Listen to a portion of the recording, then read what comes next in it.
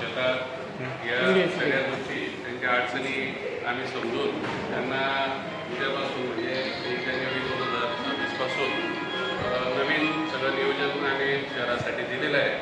त्यात प्रामुख्याने आरोग्याच्या समस्या असतील, स्वच्छता असतील, पाणी पुरवठा असेल.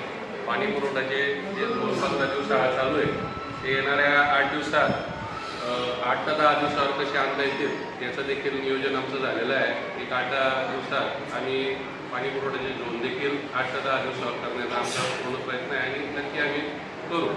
त्यासोबत नियमित फवारण्या करण्याबाबत आम्ही सूचना केलेल्या आहेत.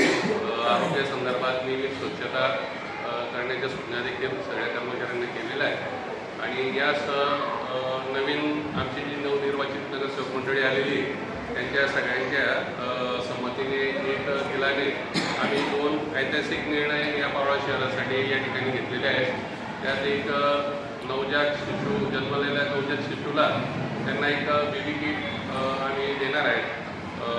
या ठिकाणी नोंदणी होणार आहे. ही नोंदणी त्यांनी मुदतीत केली, जन्म नोंदणी त्यांची मुदतीत केली तर त्या मुदतीत जन्म नोंदणी करणाऱ्या पालकांना त्या बेबीसाठी आम्ही बेबी किट सप्रेंट द्यायचं या ठिकाणी ठरवलेलं आहे 1 जानेवारी 2016 पासून.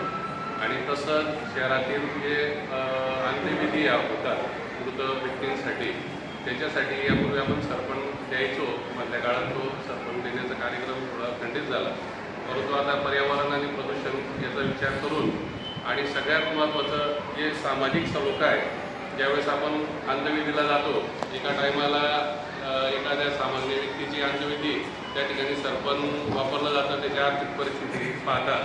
आणि काही वेळेस मध्यमवर्गीय असे उच्चवर्गीय असतील त्या ठिकाणी त्यांच्या त्या अंत्यविधीसाठी गोवऱ्या गावराणी तूप कापूर वगैरे असं एकाच टायमाला ही जी विषमता दिसते ती कुठेतरी मनाला खंत होते. त्या विषमता ही सगळ्यांची दूर झाली पाहिजे आणि सगळे अंत्यविधी एका ठिकाणी एकासारखे झाले पाहिजे हा उदात्त हेतू आम्ही सगळ्यांनी घेऊन ती विषमता दूर करण्याचा या माध्यमातून प्रयत्न केलेला आहे की गोरगरीब असो, मध्यमवर्गीय असो किंवा जो कोणी मागेल या अंत्यविधीसाठी ज्याला आवश्यकता पडेल त्यांना आम्ही गोवरी, गावराणी तूप, कापूर आणि त्या ठिकाणी अंत्यविधीची स्वच्छता, अमरधामची स्वच्छता वगैरे करून रांगोळ्या वगैरे टाकून देणं प्रत्येक अंत्यविधीसाठी हे सगळं नियोजन उद्या 1 जानेवारी 2000 पासून सुरळीत केलेलं आहे. या सगळ्या उपक्रमाबद्दल आपण सगळ्यांनी आम्हाला सहकार्य करावं. ही सगळी माहिती लोकांपर्यंत पोहोचवण्यासाठी आपण सगळ्यांनी यासाठी प्रसिद्धी द्यावी अशी आपण सगळ्यांना विनंती करतो.